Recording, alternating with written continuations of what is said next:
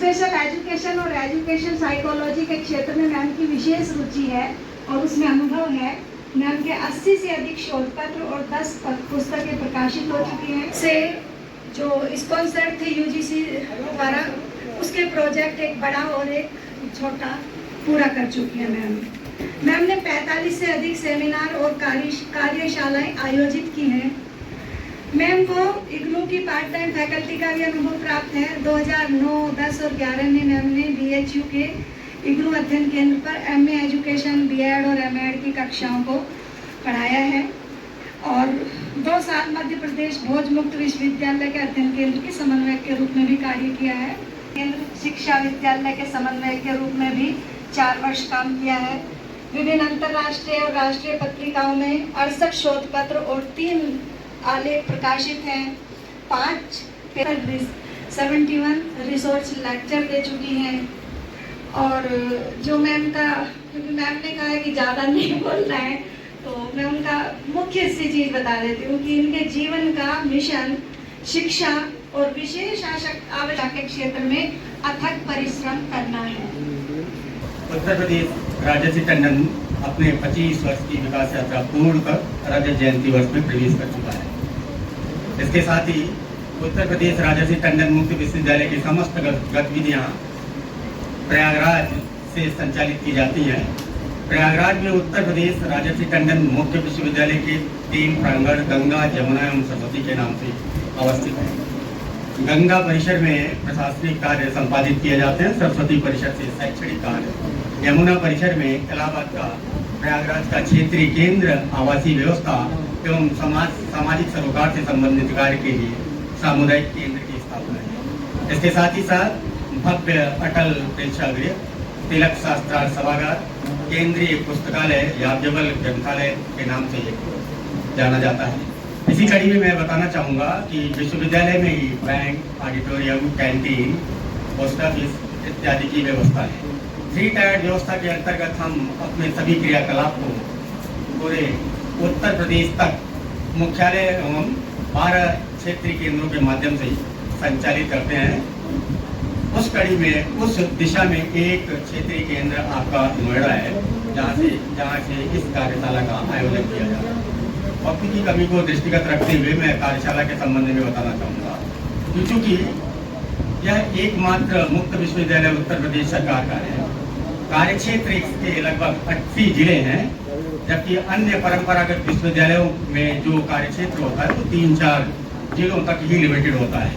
ऐसी स्थिति में मुख्यालय से आपसे वार्तालाप कर पाना या आपको क्या समस्याएं इस केंद्र को चलाने में हो रही हैं, समझना थोड़ा दुरूह कार्य होता है। इसके लिए 12 क्षेत्रीय केंद्र अलग अलग जिलों में स्थापित किए गए हैं।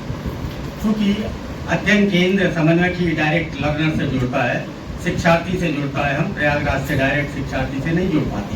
अध्ययन केंद्र समन्वय को कोई अगर तकलीफ, व्यवस्था या प्रॉब्लम होती है तो वो क्षेत्रीय समन्वय के माध्यम से इलाहाबाद मुख्यालय तक अपनी बात को पहुंचाता है और हम वहाँ से उसका त्वरित निदान करने का प्रयास करते हैं। आज की कार्यशाला के अंतर्गत चूँकि मुक्त विश्वविद्यालय में कई तरह की भ्रांतियाँ हैं कि हमारी से जो संबंधित समस्याएं कम ही होती हैं शिक्षकों के मध्य। हमारे आपके बीच संवाद ऐसा होना चाहिए कि चूँकि अगर कार्य हो रहे हैं तो कुछ न कुछ आएंगे। शिक्षक होने के नाते हमारा और आपका परम दायित्व बनता है कि मिल बैठ कर उन समस्याओं का समाधान करें। जैसे कि हम लोग जानते हैं कि मुक्त एवं दूरस्थ शिक्षा में 4 महत्वपूर्ण अंग होते हैं। 4P: प्रवेश, पाठ सामग्री, परामर्श और परीक्षा। विश्वविद्यालय में जो भी परीक्षा नियंत्रक होता है रियल एजुकेशन की तरफ, तो मैं निराश भी होता हूँ। आप विद्वान लोग हैं, आप जानते होंगे कि ग्रॉस एनरोलमेंट रेशियो बढ़ाने का कोई भी रास्ता बिना ODL के निकल ही नहीं सकता। इस पूरे प्रदेश की आबादी 25 करोड़ में 40% युवा हैं जो पढ़ लिख सकते हैं। 40% मतलब 10 करोड़। 10% के 0.01% भी हम पकड़ नहीं पा रहे हैं। 0.1% भी पकड़ेंगे तो 1 लाख रजिस्ट्रेशन हो सकता है। हम अभी 70,000 पर पहुँचे हैं। स्टडी सेंटर हमारा नाम रॉयल एजुकेशनल इंस्टीट्यूट है, तो उसी में ही अगर मिल जाए तो थैंक यू। अभी हमारा जो कोर्स सेंक्शन हुए ना, उसमें फॉरेंसिक का नहीं है मैम, अलग से वो क्रेडिट दे देगा। ठीक है,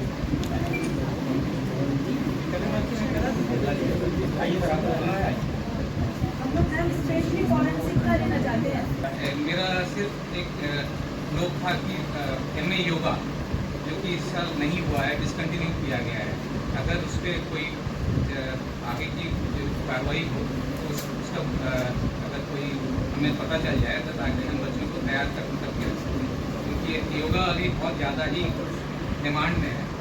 इन्होंने सवाल किया MA योगा, कुछ कोर्सेज ऐसे हैं जो दूसरे मंत्रालयों के द्वारा चल रहे हैं, UGC के द्वारा नहीं रेगुलेटेड है, उसमें मंत्रालय के द्वारा आपको तो वहाँ से क्वेरीज आई हुई है और वो आयुष मंत्रालय उस पर कार्य कर रहा है कि योगा और उससे रिलेटेड जो प्रोग्राम्स हैं वो अब डायरेक्ट एडमिशन न देके उनको एंट्रेंस प्रवेश परीक्षा के आधार पर कराया जाए। तो उस पर अभी वो वर्कआउट कर रहे हैं और इस सत्र के लिए 2023-24 के लिए फिलहाल उनके आदेश में सस्पेंड रखा गया है। तो जैसे ही आयुष मंत्रालय से हमें कोई इंडिकेटर मिलता है हम उस प्रोग्राम्स को तुरंत शुरू कर देंगे। मैम ऑनलाइन प्रोग्राम भी अब सर्टिफाइड है और पूरे इंडिया में for this due to this corona के काल के बाद ये हो चुका है। तो मैं भी जुड़ा हुआ हूँ फैकल्टी मेंबर LNI के ग्वालियर से भी, तो ऑनलाइन प्रोग्राम चल रहा है। हम क्या ऑनलाइन भी करा सकते हैं कोई प्रोग्राम ऐसा अगर डिज़ाइन हो सके जैसे बड़े हर्ष एवं गौरव की बात है कि उत्तर प्रदेश राजश्री टंडन मुक्त विश्वविद्यालय प्रयागराज के नोएडा क्षेत्रीय केंद्र के अंतर्गत आने वाले सभी अध्ययन केंद्र के समन्वयकों की एक कार्यशाला के शुभ अवसर पर रॉयल एजुकेशनल इंस्टीट्यूट के क्षेत्रीय केंद्र गाजियाबाद पर मैं माननीय कुलपति जी प्रोफेसर सीमा सिंह जी, वित्त अधिकारी श्री शशि भूषण जी, परीक्षा नियंत्रक श्री देवेंद्र प्रताप सिंह जी, प्रभारी निदेशक क्षेत्रीय केंद्र नोएडा डॉक्टर GK द्विवेदी जी एवं मंच पर आसीन अन्य अतिथिगण, निदेशक डॉक्टर कविता अग्रवाल जी की ओर से और कॉलेज के दोनों प्राचार्य डॉक्टर टीना गर्ग और डॉक्टर मनीष पोरवाल की ओर से सभी एवं सभी शिक्षक और शिक्षेतर कर्मचारियों की ओर से आप सबका इस सभागार में हार्दिक अभिनंदन करता हूं, स्वागत करता हूं। अभी थोड़ी देर पहले हम लोग बात कर रहे थे, हमारे प्रवेश प्रभारी, हमारे परीक्षा नियंत्रक और वित्त अधिकारी और काउंसलिंग सेंटर के इंचार्ज, इन सभी लोगों ने आपको बहुत सारी बातें हमारे उत्तर प्रदेश राजर्षि टंडन मुक्त विश्वविद्यालय के बारे में बताई। बहुत सारे सवाल थे, अभी बहुत सारी बातें थी, लेकिन 2-3 बातें जो विशेष रूप से मैं बताना चाहूँगी कि उत्तर प्रदेश राजर्षि टंडन मुक्त विश्वविद्यालय ने इस वर्ष नेशनल एजुकेशन पॉलिसी 2020 के अनुसार प्रवेश प्रारंभ कर दिया है। बहुत सारे जो कन्वेंशनल यूनिवर्सिटीज़ हैं उसमें नेशनल एजुकेशन पॉलिसी के हिसाब से करिकुलम चल रहा है, लेकिन हमारा क्योंकि मुक्त विश्वविद्यालय, हम लोग किसी भी कार्यक्रम को जब तक हमारा SLM नहीं तैयार होता है, SLM मतलब सेल्फ लर्निंग मटेरियल नहीं तैयार होता है, तब तक उसको लागू नहीं कर सकते। तो हम लोगों ने पिछले वर्षों ये सारी तैयारी कर ली है और इस वर्ष से सभी प्रवेश नेशनल एजुकेशन पॉलिसी 2020 के हिसाब से हो रहे हैं। उसके संदर्भ में कुछ प्रश्न आए थे, मैं जल्दी ही एक ऑनलाइन मीटिंग करूंगी सभी समन्वयकों के साथ। स्टडी सेंटर के जितने लोग भी उससे जुड़ना चाहें, जो भी उसके बारे में बात करना चाहें, समझना चाहें, उसके लिए वो आमंत्रित है और जल्दी ही हम इसकी व्यवस्था करेंगे ताकि आप इसको ठीक से समझ सकें कि कैसे इसको लागू करना है। जैसा कि एडमिशन के बारे में कहा गया, उसकी संख्या से हम बहुत संतुष्ट नहीं हैं और हम चाहेंगे कि आप लोग इस संख्या को बढ़ाएं। अभी इग्नू से संबंधित हमारे भुवनेश्वर जी ने बहुत सारी बातें बताई, हम उसको देखेंगे कि किस प्रकार से हम इसको लागू कर सकते हैं, क्योंकि हमारा उत्तर प्रदेश हमारी स्टेट यूनिवर्सिटी, हमारे पास बहुत सारे बंधन है। इग्नू की तरह हम स्वतंत्र नहीं है, वो जो चाहे जैसे डिसीजंस ले सकते हैं, जैसे कार्यक्रम लागू कर सकते हैं। हम लोग डिस्टेंस एजुकेशन ब्यूरो जो भी हमें कार्यक्रम करने के लिए कहता है, जो उसका अप्रूवल देता है, वही कार्यक्रम हम कर सकते हैं। ऐसा कि मैडम अभी बता रही थी, रीमा सोनी जी का नाम लेना मैं भूल गई अभी अपने उसमें। रीमा जी कह रही थी कि आप लोग लॉ क्यों नहीं चालू करते, लेकिन हम लोग के यहाँ डेव के द्वारा स्वीकृत नहीं है, हम लॉ नहीं चला सकते। ऐसे बहुत सारे कोर्सेज हैं जो हम प्रतिबंधित हैं, जो हम नहीं चला सकते। लेकिन जहाँ तक फॉरेंसिक स्टडीज़ का सर्टिफिकेट की बात है, वो हमारे यहाँ बहुत दिनों से चल रहा है। आप चाहें तो उसमें अपने विद्यार्थियों को शामिल कर सकती हैं, उनको एडमिशन दे सकते, ये ऑलरेडी चल रहा है। पीजी डिप्लोमा की बात भी भुवनेश्वर जी ने कही। पीजी डिप्लोमा इस वर्ष से डिस्टेंस एजुकेशन ब्यूरो ने, हम लोगों ने सभी ने पीजी डिप्लोमा बंद कर दिए, क्योंकि वो 2 वर्ष का होता है और 2 वर्ष का क्योंकि एमए भी होता है, तो कोई भी पीजी डिप्लोमा नहीं करेगा। पहले हमारे यहाँ चलते थे, लेकिन इस वर्ष से सभी ओपन यूनिवर्सिटीज़ ने उस पर रोक लगाई है। आगे जैसा भी उनका निर्देश होगा उस हिसाब से हम कार्य करेंगे। योगा के बारे में क्लैरिफिकेशन प्रोफेसर यादव ने आपको दे ही दिया है। और एमए साइकोलॉजी की बात जहाँ तक है, हम लोग ने इस वर्ष उसकी तैयारी प्रारंभ कर दी है। मुझे लगता है जुलाई वाले सेशन से हम लोग एमए साइकोलॉजी प्रारंभ कर देंगे।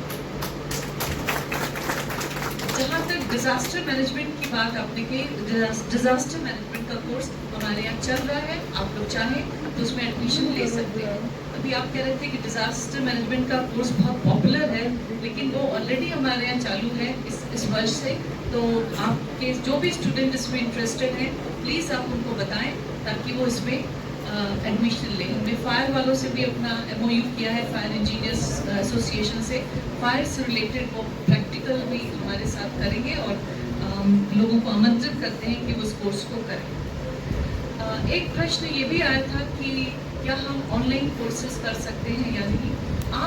हम लोगों ने इस बार प्री PhD कोर्स पर MOOCs अभी ऑनलाइन शुरू कर रहे हैं, मतलब चालू हो गया है 1 तारीख से। वो आगे जितने भी PhD कोर्स को करने वाले छात्र हैं, वो चाहे तो फेस टू फेस मोड में और चाहे तो ऑनलाइन उस कोर्स को कर सकते हैं। वो हमारा पूरी तैयारी हो गई है और महामहिम आई थी, अभी कन्वोकेशन था हमारा, उन्होंने उसका इनॉग्रेशन भी कर दिया है, तो वो चालू हो चुका है। नोएडा क्षेत्रीय केंद्र के द्वारा अध्ययन केंद्र समन्वयकों की एक कार्यशाला आज आयोजित की गई।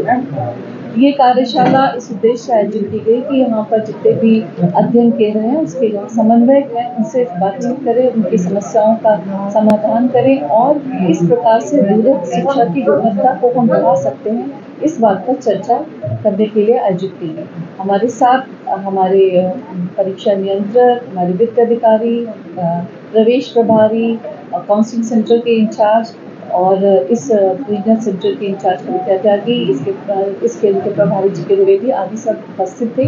सबने अपने अपने क्षेत्र में जो भी उनकी समस्याएं थी उसको सुना और उसको उन समस्याओं को समाधान करने का प्रयास किया। आज हमारे कॉलेज का बड़ा सौभाग्य है, उत्तर प्रदेश राष्ट्रीय टंडन विश्वविद्यालय की पीसी हमारे कॉलेज में आई प्रोफेसर सीमा, और उन्होंने हमारे कॉलेज में अपनी शिक्षा के बहुत ज़्यादा मतलब उन्होंने बताया कि जो शिक्षा महंगी हो चुकी है, अब हम जो है शिक्षा को जो है सस्ते तरीके से ओपन यूनिवर्सिटी से कर सकते हैं। दूसरा उन्होंने ये भी कहा कि कुछ हमारे जो जेल में कैदी हैं, कुछ महिलाएं जैसे जो है घर पे रहती हैं, बाउंडेशन होती है, पढ़ नहीं पाती, तो उनके लिए बहुत अच्छा अवसर है।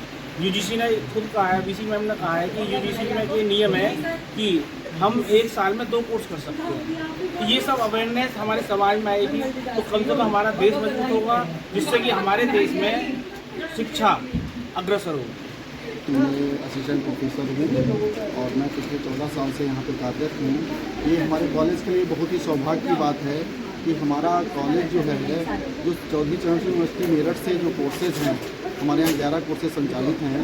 उसमें लॉ के सारे कोर्सेज हैं और उसके अलावा BBA, BCA, BA, BCom, MCom, B.Ed, BTC, ये सारे कोर्सेज संचालित हो रहे हैं रेगुलर मोड में।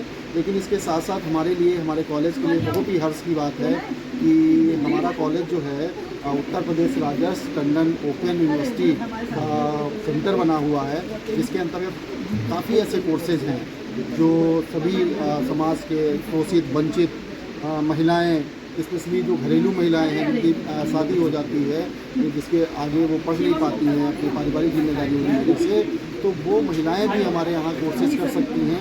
बहुत सारे कोर्सेज हैं, कम पैसे में, फीस बहुत कम है, नॉमिनल फीस है, और उसमें उनको स्टडी मटेरियल वगैरह भी सारी चीज़ें प्रोवाइड की जाती हैं। और ये उत्तर प्रदेश जो राजेश टंडन ओपन विश्वविद्यालय है, जैसा कि आज देखा होगा, आप लोगों को बताया भी गया, बीसी मैडम प्रोफेसर सीमा सिंह मैडम ने बोला था कि कोविड के बाद हमारे देश में ऐसी, दुनिया में ऐसी महामारी आई कोविड की, जिसकी वजह से जो है ओपन जो मुक्त शिक्षा है उसका काफ़ी ज़्यादा विकास हुआ है। लोग अब सजग हुए हैं, जागरूक हुए हैं। और गाजियाबाद की ताज़ा तरीन खबरों के लिए हमें सब्सक्राइब करें और हमारे बेल आइकन को प्रेस करना ना भूलें।